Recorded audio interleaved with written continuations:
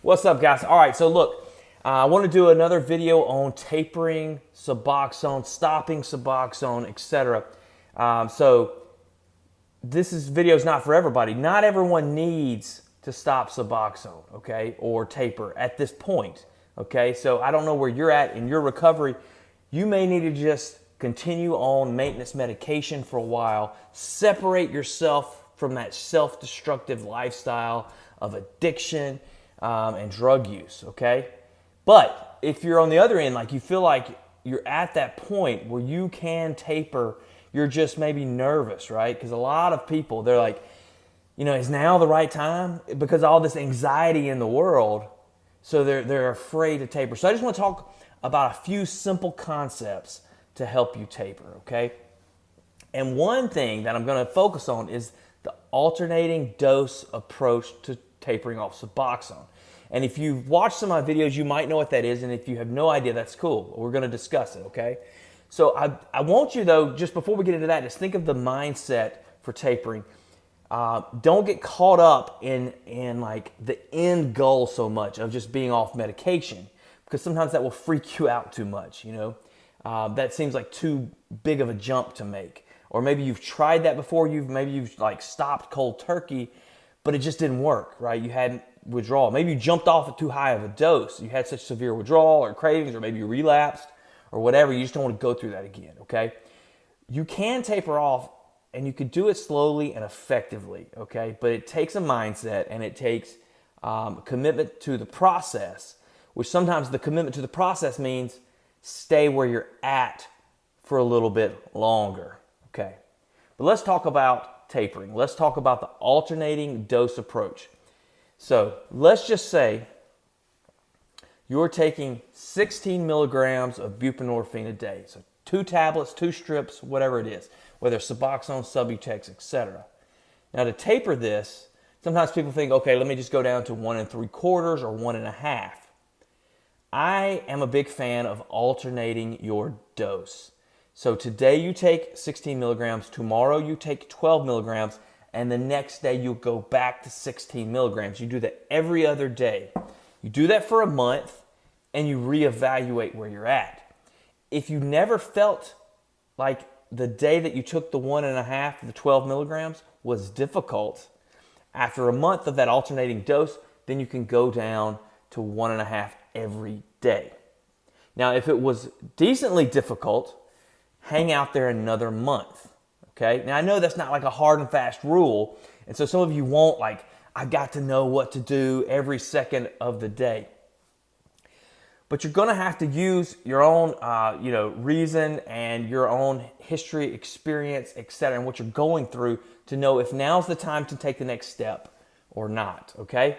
Now, and this should go without saying, I don't recommend you make any changes without talking to your doctor first, okay? So let's say you're at that alternating dose, you do that for a month. The next month, you try to go down to 1 1/2 every day. You do that, but doesn't seem right. Like you're having withdrawal, or maybe you're having cravings. Maybe you're just, the anxiety is getting to you, and so you go back to 2 a day. Okay, you had a little setback. Well, now just start over.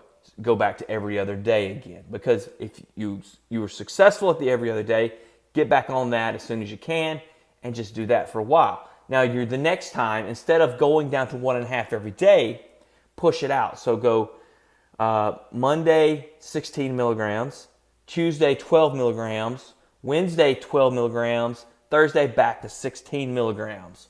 So now we're looking at it every 3-day cycle like that, okay? You're going to do that now for a month, 2 months, 3 months. Then you should be fine going to 1 1/2, which is 12 milligrams, every day. Okay? And you're just going to repeat this process time and time again. Every month, reevaluating. And every month, maybe making a small change or maybe staying the same. And then coming down a little bit more. Okay? And if you do this, if you just bite off a little bit every few months, you're going to make slow, steady progress without any significant withdrawal, without the worry of running out of your medicines because you're on a schedule. Because this is a problem I see a lot of people do. So they'll just say, okay, they get 60 a month from their doctor. well, this month they're going to get 59. Then the next month they're going to get 58, then 57.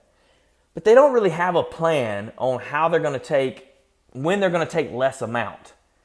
So what they do is they just take the same amount throughout the month, and then when it gets closer to their doctor's visit, they cut down dramatically so they don't run out of medicine. They feel horrible, so they get their prescription and they go right back to the same high dose that they were on.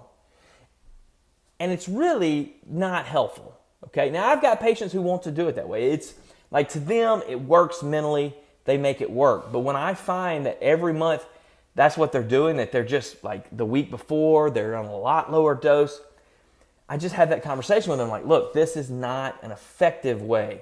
Like, it's working now because the amount is so minuscule and you're just kind of suffering through that last week or those last few days.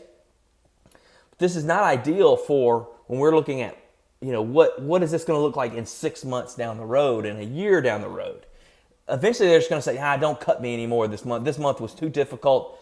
Don't cut it down even one tablet or even a half a tablet or whatever, they just can't even go any further. And they really haven't tapered that much. But they just hit that wall because their approach was not effective for long-term success. It worked for them for a few months, but there's no way it was going to work for 6 months to a year. Whereas if you take this alternating dose approach and you reevaluate it every month, and you're either going to stay the same or you're going to make a small change. Even if you can't quite come down at one point, there's still ways that you can make it continue to work for you so that you don't run out of medicines, you don't have severe withdrawal, and you don't have cravings, and you don't relapse, okay? So that's the alternating dose approach. I think you understand it. We just discussed going from 16 milligrams to 12 milligrams. I'm waiting for the comments because everybody's going to say, that's too high of a dose, or that's too, whatever. You can do this at any dose, but obviously when you get to the smaller doses, the way you do it may change some. And I've done some videos on lower doses before, and maybe we'll talk about that some more, okay? So, all right, guys, thanks for watching. I wanted to keep this short. This is how you taper Suboxone using the alternate dose approach. Shoot me your questions. We'll try to keep this updated as much as possible with new videos, etc. All right, guys, stay healthy, social distance, wear your masks out in public, stay clean, and take this time to work on other things in your life, okay? Mentally, spiritually, physically, you got it, guys. Peace.